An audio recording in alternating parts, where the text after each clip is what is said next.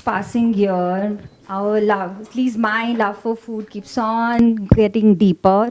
And now it's coming and settling around my waist. Nevertheless, we Indians love our food, be it sharing a potluck or having giant spreads in our fat Indian weddings. We love going out for a casual pani puri and relish and cherish our meals at top-notch restaurants. Oh, I think I should stop already. Probably people will get hungry again, and we need to survive those 45 minutes. Not survive. We have to get on and already to the great conversation that we're having. But really, only thing that actively comes closer to the pleasure of eating or cooking for some is either talking about food or watching people cook food. I can give my example of my tweens, tiny ones, Jain, vegetarians, and totally stuck to MasterChef Australia. God knows what did they understand, but they loved watching it. So Prabha Khaitan realized that, and that it hits a spot. It hits us off somewhere very primal, very beautifully, in a way, like it's a very rewarding in a very strange way. Food always, talking, eating, seeing people cook, reading cookbooks. And we exactly had this in mind today. Prabha Khaitan Foundation had this in mind today. And Prabha Khaitan Foundation, like most of the readers here know, is an Kolkata-based NGO, which is founded by Mrs. Prabha Khaitan, and currently it is run by Mr. Sandeep Bhutoria. We are tirelessly working in 45 cities to promote art, culture, literature, performing arts, and women empowerment. As for PKF Nagpur, we are the pioneers in the city for promoting English, Hindi, Marathi literature, and which is a feat attained or attempted by a very few cities of Prabha Khaitan Foundation. So pat on our back. Now for the main sauce or the main course, Karen Anand. Karen Anand is India's first food guru in every sense of the word. She has been influencing the way people eat and perceive food all over India and abroad. Her 30-year journey began in Paris, where else, as a student, a tryst at the 3 Michelin star Lucas Carton in Paris fine-tuned her passion and turned it into a profession. From the trend-setting restaurant, the salad bar, to a small chain of delis, and then catering to the city's elite, Bombay received its first taste of European casual chic eating thanks to her. Her passion for food also found her expressing in the food columns of Elle, Mint, Man's World, Verve, and Pune Times, which has taken her to a lot of kitchens and restaurants all over the world. The food columns, she continues to write in the food columns of Brunch and the Sunday Telegraph. She also authors the yearly Pune City Times Food Guide. 20 books, and her 12-book series entitled Simple Cooking has been nominated for Gourmand World Cookbook Awards in Paris. 3 cookery shows later, successful catering company, Mumbai's first gourmet shop, a gourmet academy, Karen Anand brand of food products, and founder of a hugely successful Markets by Karen Anand farmers market held in 9 cities of India. She's a consultant for multinationals, international hotels and restaurant chains, and FB brands entering the new market, the Indian market, creating recipes and profiling the local palate for international companies. She has been the recipient of the Food and Spirit Award of Culture from the French government. And just to add a little trivia, this award has been won by Meryl Streep also. So this is a very huge award which patronizes the culinary expertise of the people all around the world. She has been awarded Karen did Indian recipes for Suhana, a range of Indian spices in the UK, which won the Great Tasting Award UK 2010. I think I'm getting out of breath with your accomplishments. So I think you had too much on your plate, but still Karen has come up with a new offering, Masala Memsa, last year. It's a unique cookbook memoir where she shares her adventure and experiences across 5 states, Goa, Gujarat, Kerala, Maharashtra, and West Bengal. To take us through her journeys of laborious research, glamour, and grit is our own woman, SAS woman of Nagpur, Parveen Tule. I would please ask Parveen to escort ma'am to the stage, please. Food, food, food, stories, stories, stories, and travel. I mean, when I was looking at your journey, it is none less than an adventure in itself. So thank you, Karen, for coming here in Nagpur, and we are excited to explore your journey here. Pleasure. Do you have a copy of the book? I'll just show it to them. Absolutely. Then we can take a picture. Okay. So that's what it looks like, which I think you're... That's Masala Memsa for us. So, do you come from a family which is absolutely coming from a food-loving family? Not at all. Oh, is it? Not at all. My mother hates to cook. I believe I had grandmothers who were very good cooks. One of my maternal grandmother's recipes are in the book. And my paternal grandmother I hardly saw because we lived in a different country. But my mother hated cooking. So, she never cooked in India, and then when we moved to the UK, she regarded it as a burden. It's also the age. These were women who were post-independent babies, and so anything that burdened you, like cooking or looking after your own children or whatever, were all considered a bit. If you could have help to do that, then why do it yourself? Because their grandmothers had done it themselves and they saw people working hard. So I know where it comes from, but it didn't give me much help at all. No, my curiosity came from within. And then, when I moved to Paris when I was 18, I moved before I joined university. And I lived with a great family who were really into food and had a nanny, and I had lots of leisure time. And that's when, it's not just the recipes, that's when I realized the quality thing, how to buy cheese, how to buy certain things, which in fact we have in India. We have it, we're losing it. In India we have this, a lot of grandmothers still say, you have to use this particular masala for this, and you put it in at this particular time, and the tadka should be at that moment and not later. So it's very much part of our culture. But I just found, and that's the whole thing of the book, I found that nobody had written it down. In India, we have chefs who had written down recipes. Yeah. Not always accurate, but recipes.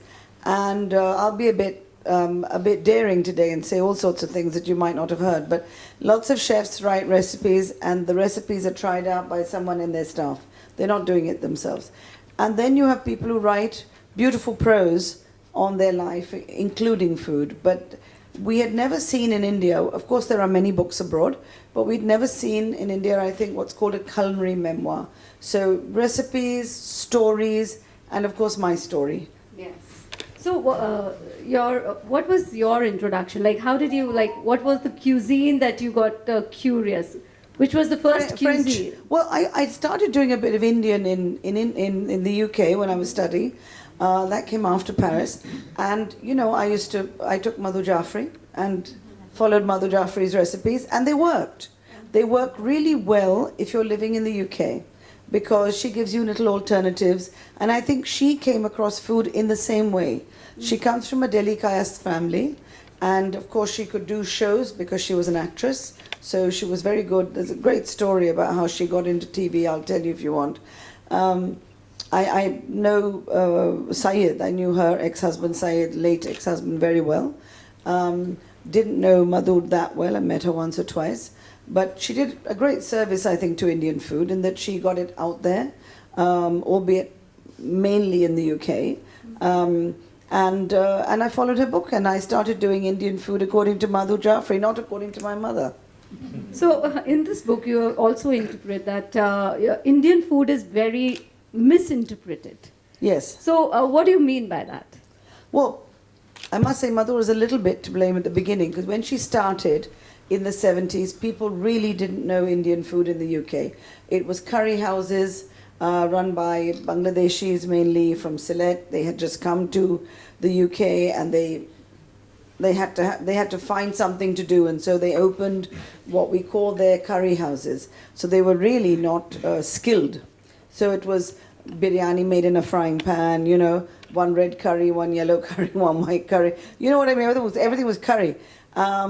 And so that tradition continued for many, many years, till very recently, when there have been, maybe in the last 10 years, some outstanding chefs, but mainly London and New York, who've come up with different things.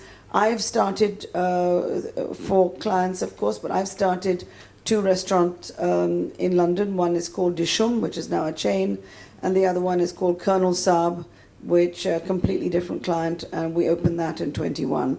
So we're trying to do different things, but you know, you still have to have your butter chicken in there.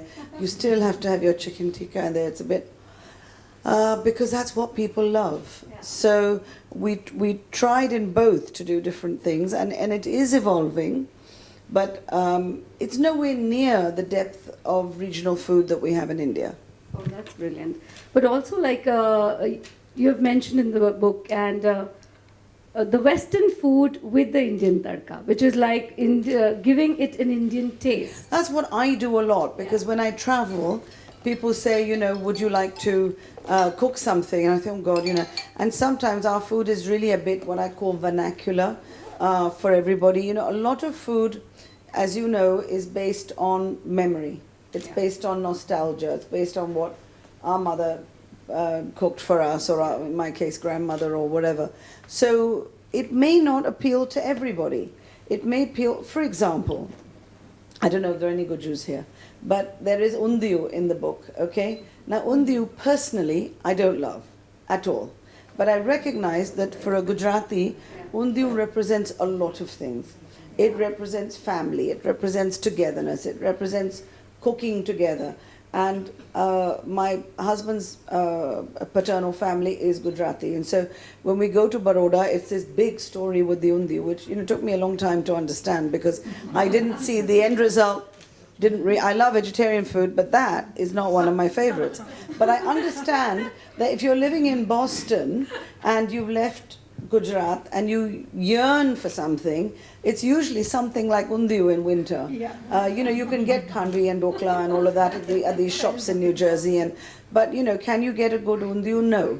So I sat meticulously with my sister-in-law and went through, her mother's kaki's recipe, and at every stage, and we made it together. It was a big story. So you know, that kind of thing, I don't think will appeal to everybody. I think these are very specific things. Yeah, so you're capturing the emotions. Yes, more I think so. Yeah.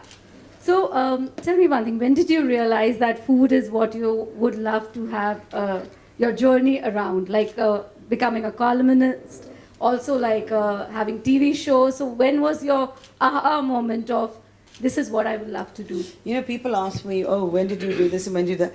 You know, when I started working, it wasn't like today where people look at business plans and you know, go to fancy advertising agencies and so on. So I think my aha moment probably came when I came back to India in my 20s, and then I decided there wasn't really much I could do with what I had learned abroad, simply because I hadn't really trained myself to come back to India. It was pure chance. So I think probably in my early 30s, after I had my children, then I decided, you know, people used to come over and loved what I did and loved the kind of food I did, and I thought, well, maybe I should do something with this, you know. And then I didn't really do anything, honestly. People came to me, like I had somebody called, I don't know how old people are, we might remember, Nelson Wong in Bombay, who used to have a restaurant called China Garden. He's from Nagpur. He's from Nagpur. Is he? Yeah. How funny. He never lets that out of the bag. Keeps that very quiet. Is he? I thought he's from Calcutta, he told me. His wife is from Nagpur. Ah, I don't He started think... a restaurant called Nanking here. His brothers. Really? Okay. So anyway, so I did a salad bar first, actually, in Pune at the weekend for somebody who had a little hotel quite near the Osho ashram. And he said, all these people want to eat healthy and salads, and they're all foreign. They don't they can't eat Indian food every day. And the ashram didn't really, it does have restaurants, but it didn't provide that kind of recipes, or I don't know why. The other problem with the ashram is they changed. Obviously, the sannyasis changed often. So anyway, I opened this salad bar for the weekend, and it was an instant success. And then, everyone wrote about it. It wasn't difficult to get publicity in those days, And then Nelson Wang heard about it, because my husband then we used to go a lot to his restaurant, China Garden. And he said, oh, why don't you do it? Because I've got a nightclub downstairs. And it was a women's nightclub. Well, not a women membership. So why don't you do something at lunchtime? It's completely free. So my life has been like that, one opportunity after the other. I don't think I've really gone out there and thought, I am now, but I didn't then, and think, oh, what am I going to do? Let me call somebody and make a business plan, and you didn't do that. So he called me and said, do something here for lunchtime. I said, okay. And I really didn't have that many recipes, And then I used to go to Europe, work in someone's restaurant, work in the Michelin restaurant, get some more recipes, put them down on paper. Then the problem was not doing the recipes, but scaling them up. Yeah. So then I had to scale them up. So really, because my background was academic, it wasn't really cooking. That was just a hobby. So then I was sort of, I scurried around and found help to make it able to scale up. So also like traveling, how much was the addition? Because you, in India, you were the first travel food creator. Yeah. Your good I did food, a lot of... yeah. So how did that happen? Like traveling in food was never considered to be, because as you said, people were giving recipes. Yes. But travel, food and stories, binding them all together, and the media companies and coming up with a cookery show. How did that happen? And would love to know more about it. Well, again, I had the privilege and also the exposure, because I had lived abroad for many, many years. My parents were and still in the UK. So I had this, one foot in each place. And so I was exposed to travel shows abroad. India had not opened up yet to all of that. These were days, it shows, if anyone is older in the audience, might remember, these were days when we didn't have credit cards, and we had $500 allowance to get out of the country. So they were really cowboy days. So not many people traveled because it was difficult to travel. It was difficult. You could travel as a business person, but it was quite difficult to travel, certainly not like everybody travels today. So I had the opportunity to do that. My husband then was a filmmaker, so we traveled for work quite a lot as well, and then I had this family in the UK. So yes, I had the opportunity to travel a lot, and then my parents also lived in Europe for a little bit, so that made a huge difference. And then, when I would go to an editor of The Express in those days, or Bombay Times, and say, this is what I want to do, they said, great, because how many people could do it in those days? There weren't so many people. So, and writing is my first love, so because I wrote well, and because I wrote about a topic that I was interested in, I wasn't an expert by any chance, they gave me the opportunity. So we were very, I think, few in number of people who, and these editors like Dina Vakil and Bachi Karkaria and Malvika Sangvi, and these were all people who'd also traveled. So they understood that there was this aspiration. Malvika Sangvi especially, because she started the page 3 in Bombay Times, and they understood that this aspiration was there, and and it needed to be nurtured. That's brilliant. And then you never stopped with that? No. I mean, 20 books. Yeah, well, That's- 12 are one series, so that's Yeah. a bit of a cheat. So 12 are the simple cooking series. I think this is the 2 books I did in partnership with people abroad. So that's 2 cheaties and 1 12 series. So that's 14. So six books, yes. Oh, that's a brilliant. 6, yeah. And you're also like, people enjoy your work because you've simplified cooking more than like recipes, and cooking was not only restricted to people who are great chefs. Yes. But your journey had actually helped a local common person to look at food as simplified as ever. Well, I think that's important, right? Whether you cook or not, I think it's important to make things accessible. I love sharing. All the recipes in the book work because I've done, it's a COVID book, so I was sitting at home for 6 months trying out as many recipes as I could. Obviously, I couldn't do all of them because the ingredients were not all available during COVID. But we tried some after and before. But no, I believe in sharing. A lot of chefs don't like to do that. Yeah. You know, they leave one thing out, including my own grandmother. I'd love to know the story of your grandma. Yeah, she left. She's a terrible woman. I don't mean that way, but she was a great cook, and she was from Goa and a great cook. And I remember a couple of her things because I only got to taste them when I visited Goa, maybe 2 or 3 times when I was living in the UK. And she made a fantastic prawn balchao. I mean, renowned, for it. And then she passed away, and nobody could find the recipe. And my mother tried asking her, and she changed the topic and all that. And then we came across her maid, who was literally her right hand.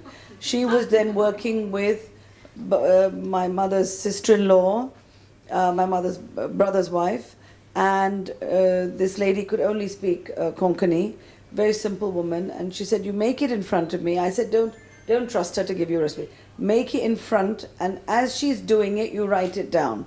So as she's doing it, she kept throwing things in. So my mother says, one handful. So that was one of the most difficult, it's simple, but it took me at least 6 goes to get it right, because I had to figure out how big her hand was, and was it 200 grams, 100 grams, is mine bigger than hers? So I did that. It's a very simple recipe. As I said, all the recipes in the book really work. In fact, I did 2 yesterday for Sunday lunch. And in fact, my staff think it's very funny that I refer to my own book, because I don't remember. I mean, I can't possibly remember hundreds and hundreds and hundreds of recipes. So, especially something that I don't do regularly. European food, of course, the top of my head, because I do it often. But with Indian, especially Indian regional food, I have to look at, recipes. That's brilliant, because this is something that it's very common in Indian household. All the people who are elders, I'm like, they'll have chalk, they'll have chalk, they'll have andas, Yeah. and if you're going to share that recipe, how do I share it with you? How can I say one chonk? Your chonk, my chonk is different. So, Absolutely. So, Masala Mem Saab, what is the fascinating journey of Masala Mem Saab, and how many years of research and time it took you to create this book?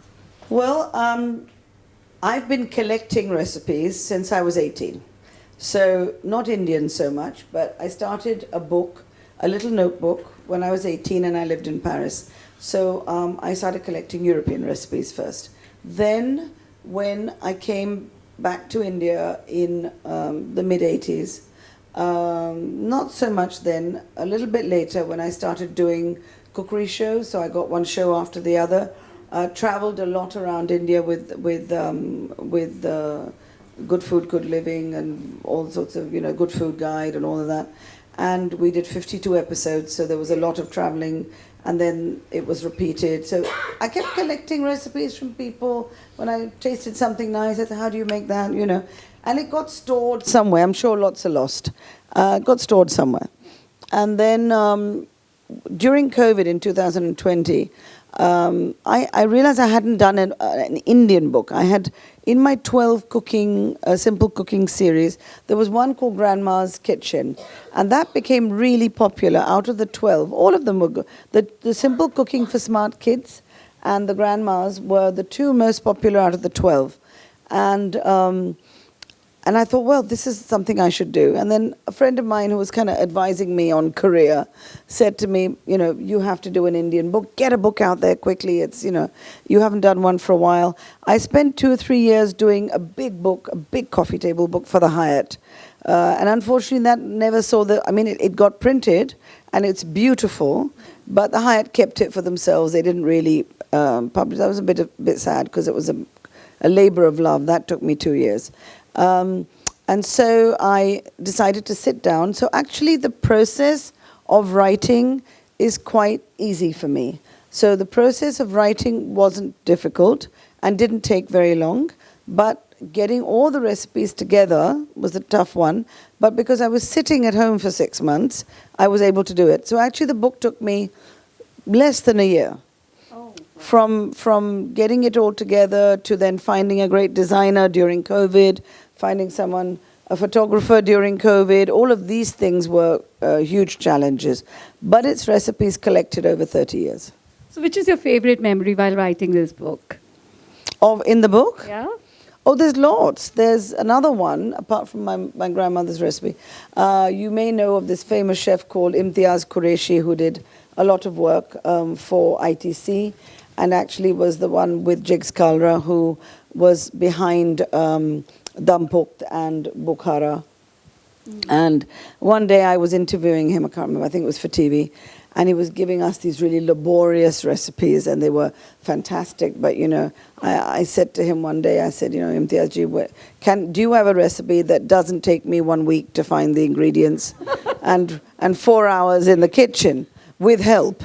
So he said, yeah, we make kenchi kebab at home. So I said, oh, really, what's kenchi kebab? So he said, when we have leftover meat, which we have bashed for pasanda.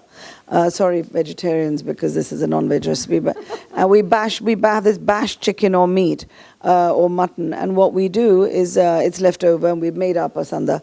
We cut it with a kenchi, literally. And I started doing that. I cut meat quite often now with the kenchi. It works very well, rather than cutting it, getting the board out, you know. And then he says, we put this garam masala, which is my recipe. I said, oh, what is it? So he goes to the back of his pocket, literally, and he takes out this little vial of garam masala. It is garam masala. And I'm like, what's in it? And he said, so I've approximately written down in this book the recipe, but I'm sure there are many more ingredients. I think there are about 20 ingredients in his garam masala. I've got about 12 of them. The rest he wasn't going to tell me. But anyway, I think that the 12 make it quite a nice garam masala. So there's 12. And then he coats it in that, and then he put some besan, and it was literally a 10-minute recipe, and then he deep fried it and took it out in tissue. It was the most divine thing. You do not need ginger garlic paste and his garam masala. You don't need chutney. You don't need anything, because it's so delicious. The other thing is not to overcook meat, or not to overcook anything, but especially meat. You know, people get worried, so they tend to overcook a little bit or over fry. I know my kids often ask for this fried chicken thing that comes with something else, and it's chewy, you know, because I think it's just over fried. So of course he didn't. He just flash fried, and because it's so thin, it takes 5-7 minutes to cook. That was a great story. There's lots of stories like that. And you also, in the book and your personal stories, you carry your spices and condiments always with you. I do, because Did you bring it to Nagpur as well? No, I didn't, because you guys have great food. So I wanted to discover your food when you're here. But whenever, I learned this from bitter experience about 10 years ago. My husband and I went, or maybe 15 years ago, my husband and I went to Bali on a holiday. Mm-hmm. And we were staying in a hotel. And a friend of mine said, you must go and see this gentleman, Amir Rabik. I said, okay. Oh, he's into arts and crafts, and my husband was into arts and crafts and blah, blah. And I'm sure you'll get on. Anyway, we got on like a house on fire. And he insisted that we move out of the hotel and we stay with him. Now, his vested interest was that I cook. So I said to him, what can I do for you? I feel very bad. I've not bought you a big gift. I'm staying with you. Of course, he had a fantastic estate with lots of little bungalows on it, so we weren't really infringing on his privacy. And I said, what can I do? And he said, well, I would love to you to cook me dinner. I invite some friends. I said, oh, great. What would you like? Oh, Indian food. And I thought, oh dear, how am I going to do that in Bali? And at that point, my Indian repertoire wasn't so great, you know. So anyway, I used to make in Paris like this one chart. Then I used to make shrikand as a dessert and some non-veg in between and a dal and a prawn curry and blah, blah. I said, fine, I'll do all of this 5 things I know. And then I realized I didn't know where to get anything. I didn't know where to get masala. So we ended up hiring a taxi that cost us more than the ingredients to go around markets in Bali looking for these ingredients because the chilies were different. You know, everything was different. The only thing that was the same, we got great seafood, of course, but where we were staying earlier, which was a Hyatt, that chef very sweetly cleaned and deveined prawns for me, and because I didn't want to do it all myself. There were 10 people at dinner. And, you know, it was such a stressful day trying to find ingredients that I told myself, in future, I will carry my portlies, which is what I do. So, food guides these days are fatter than dictionaries. Yes. So, one of my worry of taking this interview is I've made me with pronunciations of the food it's tough, it's tough, yeah. So, what are your views on the curated ones, the new curated ones? I don't think any of them are curated. Is I it? be very frank? Is it? No. They are listings, what I call listings. Whether here or abroad, there are very few. You know, people ask me, oh, there's so much on Google, there's so much on the net. It is. Most of it's rubbish because anybody can write anything on the net. Even recipes. If I want a recipe of a particular thing, I find I have to look through a lot, and then I look at ingredients and think, you know, anyone can put it up there. It's not difficult. So I don't find, you know, the Times, HT, all these people, it's mainly listings. And, you know, because also, I can say it in this forum, but a lot of it is also dependent on advertising. Yeah. So they put in the advertisers. And, you know, in the end, there are very few people. We did one years ago for Penguin, which was called the Good Food Guide, I think. And we had no agenda because I put in about 15 restaurants per city, and that was it. Because I thought when you go to a city, do you really want 200 restaurants? No. You want to know in 3 categories, expensive, medium, and budget. What for a particular, you know, people ask me all the time, we've got friends for dinner, we want to take them out. I say, first of all, I ask them, what's your budget? So I'll know. Then people are embarrassed, but you need to know, do you want to go to a 5-star? Do you want to go to upmarket? Do you want to go local? Do you want to go budget? Don't call it cheap because people feel bad. You know, you may want to do local something. So if I say to you, I want to go to Nagpur and have poha in the morning somewhere, you're not going to take me to a 5-star. You're going to take me to a street foodie kind of place. What is the person foreign? Are their stomachs okay with spice? So, you know, I did that, and we did 15, 20 max. I think Delhi and Bombay had 20. It's not because there weren't restaurants. It's because I just didn't feel the point of doing more than that. But I don't know. Maybe you do. Who are the people who are doing curated guides today? I don't know many. So this is an era of content creation, the Instagrams, the social medias. We have young food. I think COVID actually gave birth to many chefs. All the husbands become chefs. And one of them is sitting here, Ruksha. Yes. Very famous one. So in this era where everybody is looking for a temporary gratification, like instant recipe, instant stuff, and the whole era is around content creation. Yeah. And when we look at your work, it's a labor of hard work. I mean, we've collected it from people who have really taken efforts and has been doing this. So what do you think about, do books still matter and is valued? Cookery books still valued, or people are more... I hope so. Otherwise, why have I written it? No, I think it is because people buy cookery books or this kind of book for 3 reasons. The UK sells more cookery books than anyone else. Why? They're not cooking. It's because they're beautiful. Yeah. So I think when you get a kind of coffee table sort of book, which is beautiful to look at, that's why we wanted to make Masala Memes very visual. So if it's beautiful to look at, it's visual, it's got stories, then it's, I mean, our sales have done very well as books, much more than Kindle. Oh. Because it's not just reading a novel or, you know. Yes. So I think beautiful cookery books, not just ones with recipes.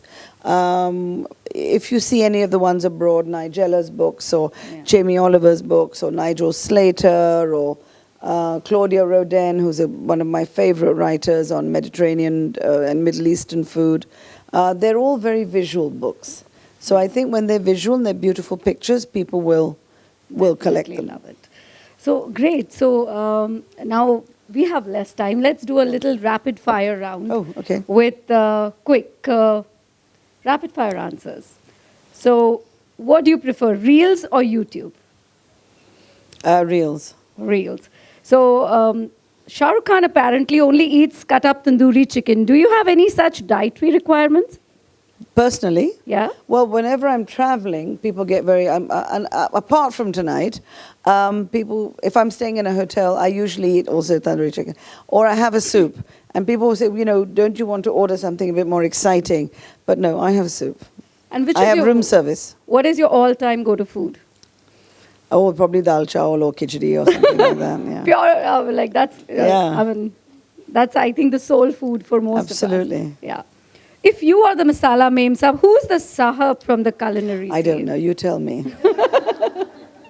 I don't know many men like me. I know men who are chefs, who are very good, and I know writers, but are they both? I don't know. Does anyone know? Who's your there a good favorite sahab? chef in the moment, whatever comes up? I like a Middle Eastern chef called Sami Tamimi. He's doing some very good work. Oh. But yeah, there are some great chefs out there, French chefs. And I know Ranveer Bra is very, very popular with the young ladies. So this is a little cliche, but your favorite ingredient? Probably salt, you know. I think salt is very important. Very important not to use iodized salt.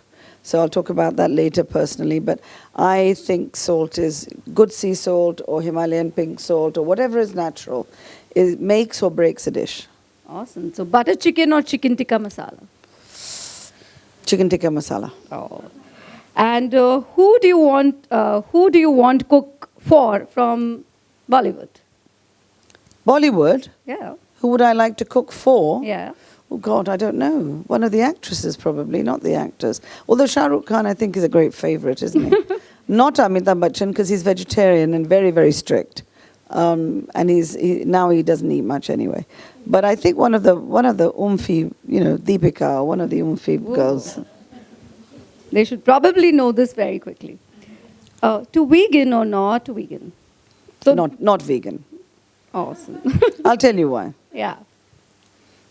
You want to know now? Yeah, because we can't no. leave them turn on. Vegetarian, I think, is a great idea. I have no problem with vegetarian. I have a problem with vegan because I think it stems also from politics a little bit abroad. It doesn't really stem from just health. I think a lot of people are benefiting from veganism because of diabetes and so on. Nothing wrong with that. I just feel that you need to be very, very aware of nutrition to be vegan. You need to know what you're taking in. You need to have your seeds and your nuts and your coconut and whatever you need. I went to a naturopathy clinic not a clinic actually, it was a little resort, quite recently in Kerala. It was vegan. They didn't give you any dairy. Mm-hmm. Some people found it very difficult. They had real breakdowns. They just couldn't take it. I took it very easily because I like raw, and everything was raw. No fire kitchen, except coconut. I found too much coconut. I personally can't take, especially when it's thick coconut milk every day. So I told them that, and they were fine. But even I had no problem. But I found a lot of people were getting a bit stressed out with that kind of vegan. So I think you have to take it very gently. First go vegetarian, then start taking the lactose out of your diet. It has to be gentle. The other thing I find with vegan is onslaught often of grains. So there's lots of millets. I know Mr. Modi said this is the year of the millet, but you know, millets are very heavy to digest. So lots of millets, lots of grains, which doesn't suit everybody. And let's talk about the trending topic, which is avocado khas or is it all bakwas? No, it's khas. I love it, so it has to be khas. I think it's a great thing for vegetarians. If you're doing European food or Mexican food, there's so much non-veg, and there's very little option for veg, so you have to make it khas, right? Absolutely. One Goan food that is a must-try for everybody. A Goan food thing. I think probably the balchao from the book. Awesome. So, which recipe is the closest to your heart? I've said enough about the balchao. Probably something from Maharashtra because I live here. So there are several recipes from Maharashtra which are very simple Puneri, Brahmini kind of recipes. And I like those. And there's also some not so much Brahmini because they've got prawns. But simple things like there's a spring onion which actually my driver's mother used to make. So he used to smell, this is very nice. And then she told me how she did it. It's so simple. It's just green chili, garlic, spring onions cut fine, and dry prawns. And I think those sort of, what I call innocent, pure recipes, and there's lots in Maharashtra like that. And do you think people get nervous when they're hosting you for a meal? Of course they do. I'm very easy, but people get nervous. Yeah. Your favorite restaurants in Kerala? In Kerala? Yeah. Oh, there are lots of great hotels in Kerala. I don't know about restaurants. I think CGH has nice food. And I think they have something called Chittur Kottaram. I just visited. Very nice food on the backwater. And I think the Fort Kochi guys have very good food. Awesome. And North Indian food or South Indian? Oh, South Indian for sure. A cooking hack or tip that you swear by? Take your portlies with you when you travel. Where are we getting your standardized branded portlies for? Well, us? I've got a brand. We have a brand called Case Kitchen, which is available. We do mainly B2B. We have a little food business, and Case Kitchen is available on Amazon. We're going to be taking it bigger soon, but it's on Amazon. We have about 40 products, not Indian. We have jams, marmalades, sauces, dips, dressings. Awesome. And what is your favorite cuisine in the world? Probably Japanese. I mean, I love my Indian food, but probably Japanese because I find it very pure. Awesome. And after French classics and authentic Indian cuisines, what are you doing next? Well, apart from promoting this book this year, so this year will be a lot on the book, and then we're taking we're looking at maybe doing something with Masala Mem Sahib as a brand, and taking our products and our brand a little bit bigger. Awesome. And a book you recently read, loved and would like to recommend all of. Oh, I don't know. I haven't read it for a few months because I've just been so busy. I've read, reading something called, I think it's called The Real Lemon or something, I can tell you. It's a similar book, but it's about, well, without the pictures. And it's about a lady who goes around Italy and discovers recipes with lemon. Wow. It's quite fun. If you're interested, I can send you the title. Well, that would be nice. I think let's have audience's questions now. Sure. And, yeah. I just have a question. Sure. Yeah. Cooking is a win for every housewife every day. Yeah. Day in, day out, day in, day out. For Yeah. a regular housewife who's not either working also. How can one make it a fun thing? I mean, like something? I think two things. I totally agree with you, and that's what my mother used to hate. I think it's not just the cooking. I don't mind the cooking. Even who was telling me the other day, I think there was an interview with Aretha or something like that on Instagram, and I think Oprah was doing it. And she said, what has been, was it Aretha Franklin? I think so. It was a singer, a very famous singer.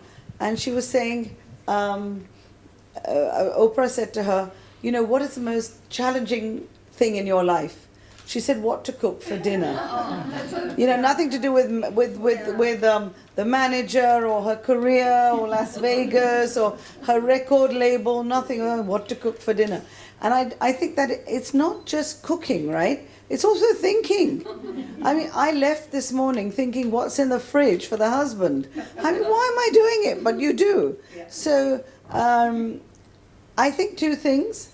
One is have good help. That helps, because if you're going to do everything yourself every night, it's exhausting, and then you end up hating it, right? So my mother had Marks and Spencer's, different, but that was her help.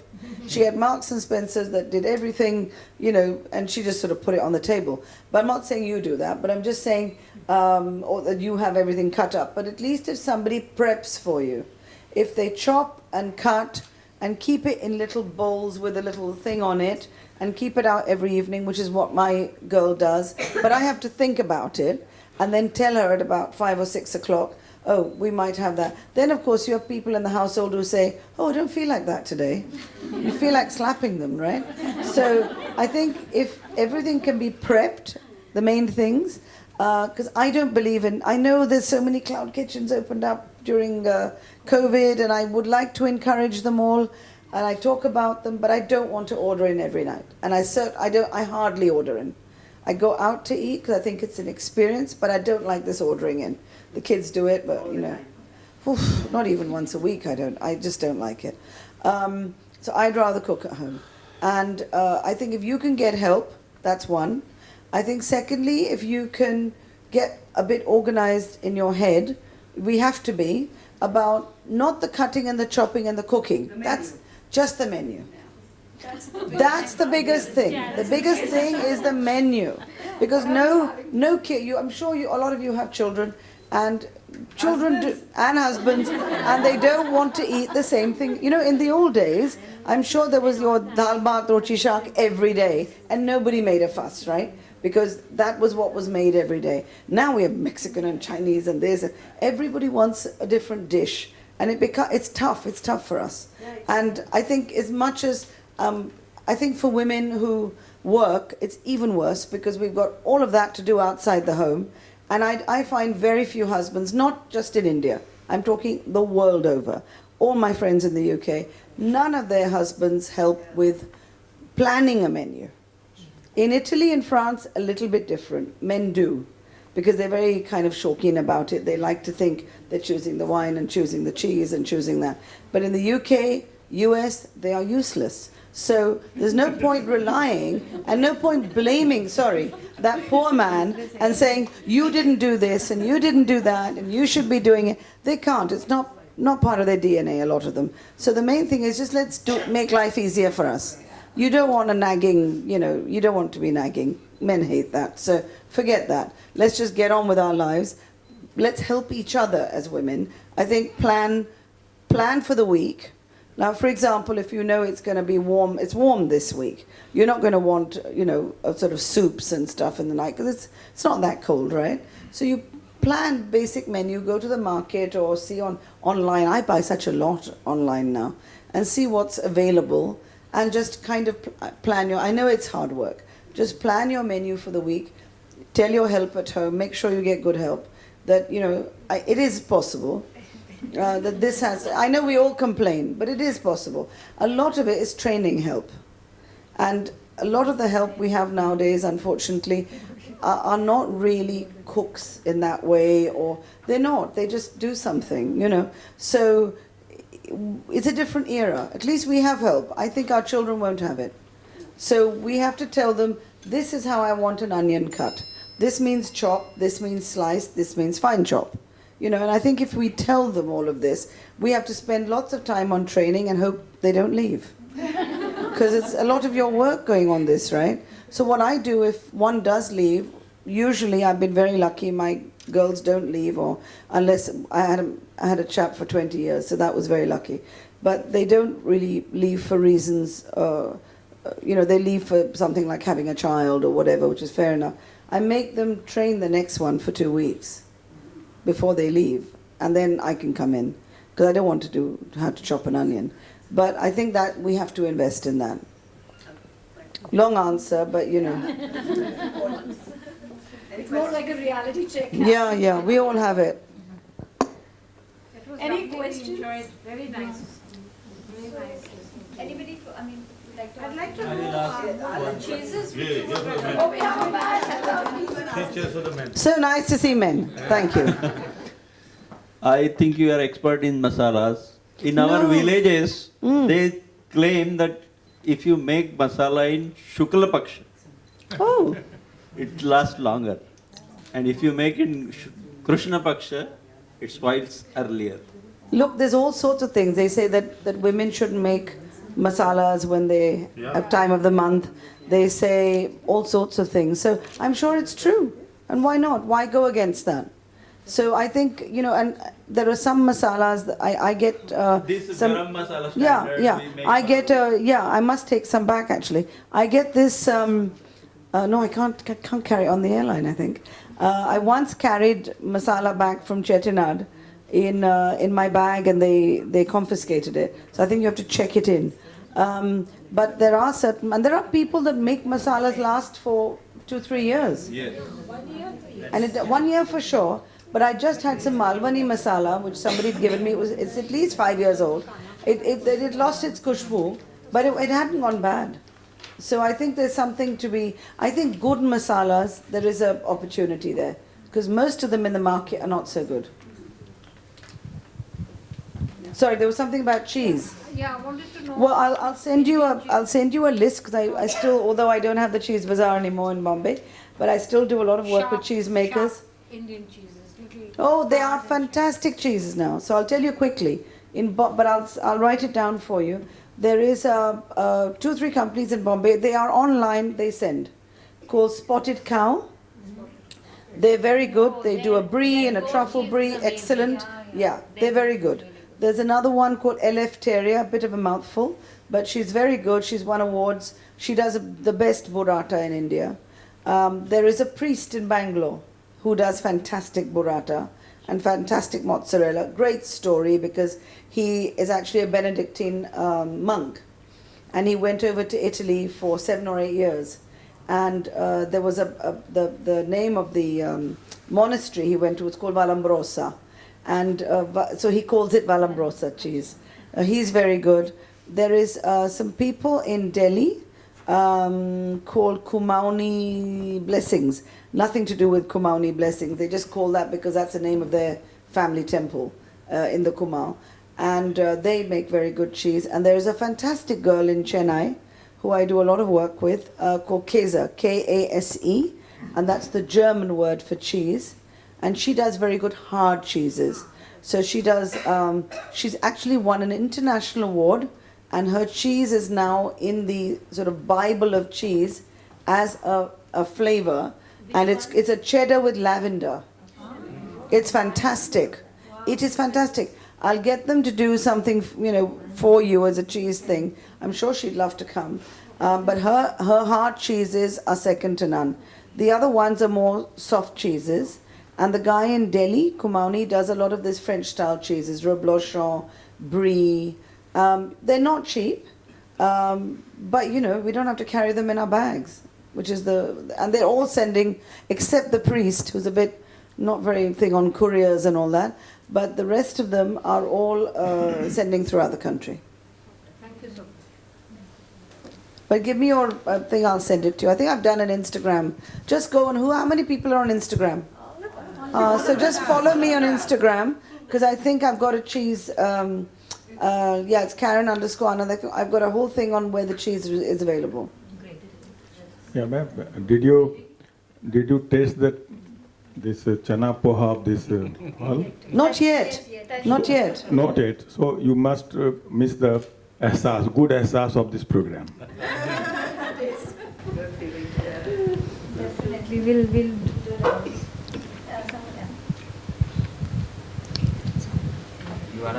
You have given us a wonderful talk on different recipes and your experiences.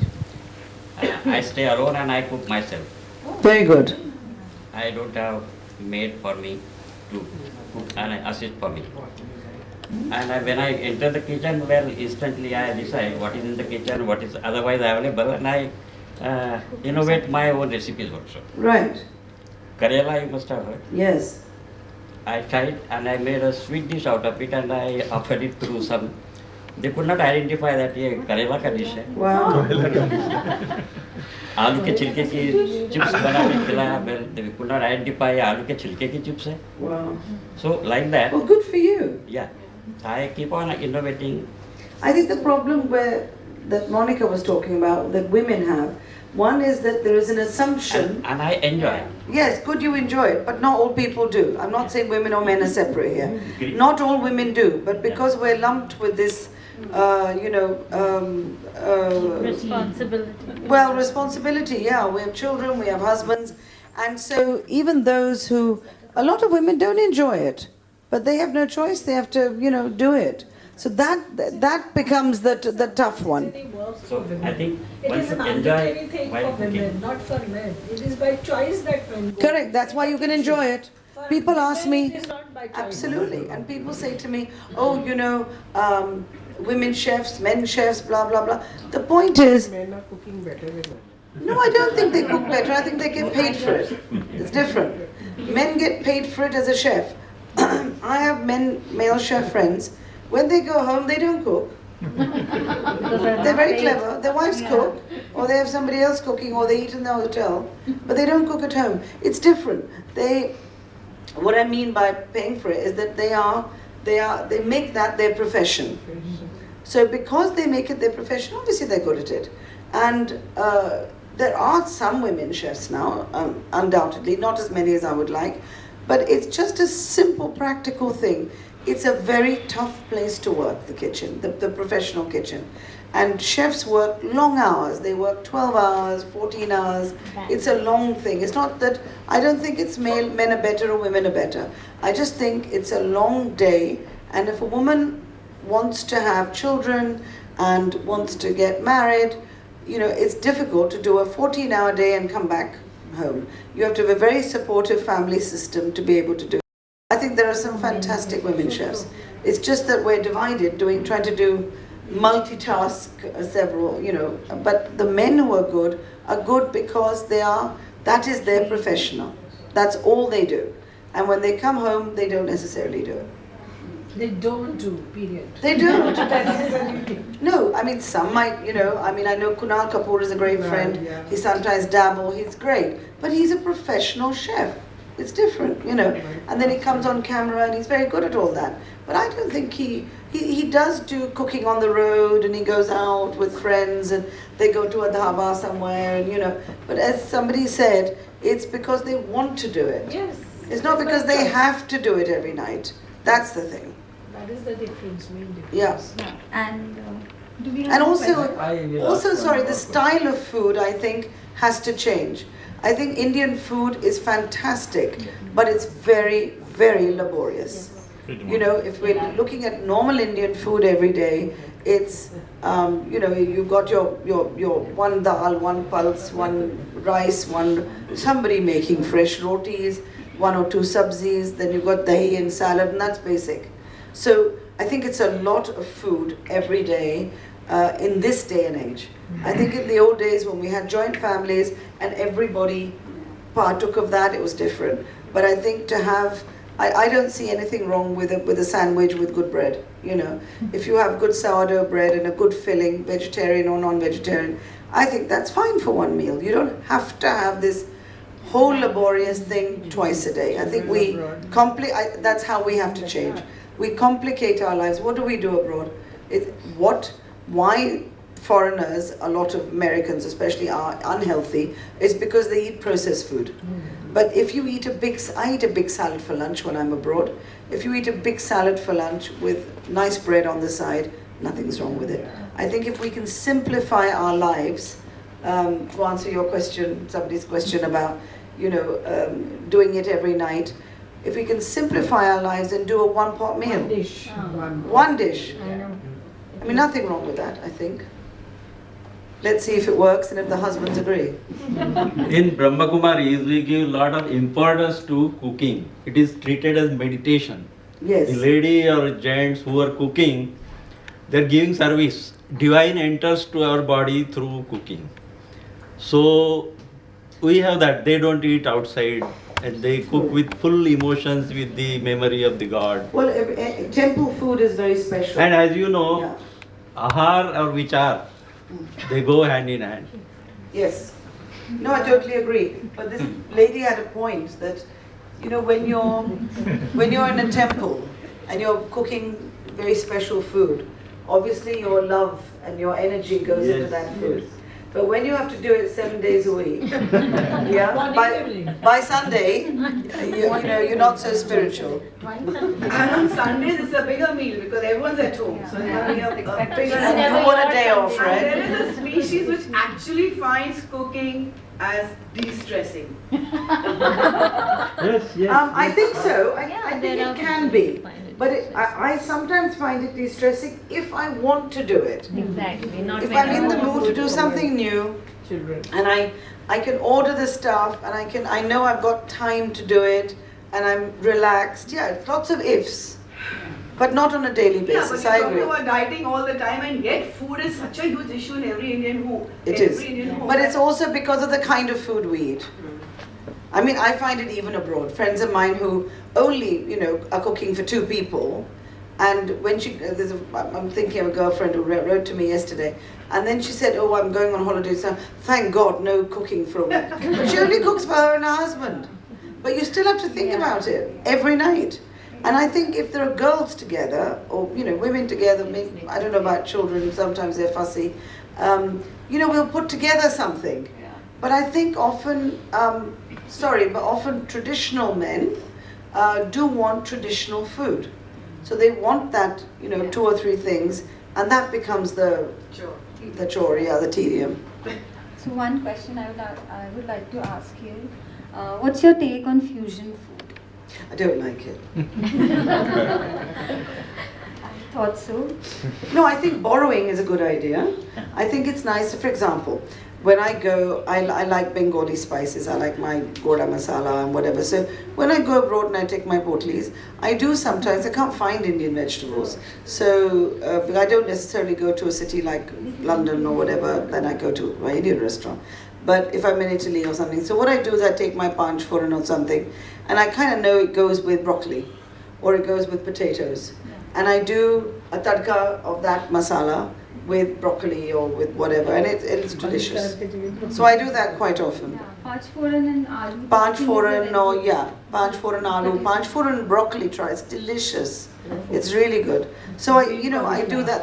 I don't call it fusion, but because I'm not really fusing anything, but I'm just sort of putting a tadka into a simple vegetable. Great. So I think we're done with the question answer round, and thank you so much, Karen. Most welcome. Probably now I don't want to be in your good books, but probably in your cookbooks. Thank you for the punctual and the patient readers that we have here. I would like Payal, please felicitate our author today. Thank you. It's a lovely sound. Thank you.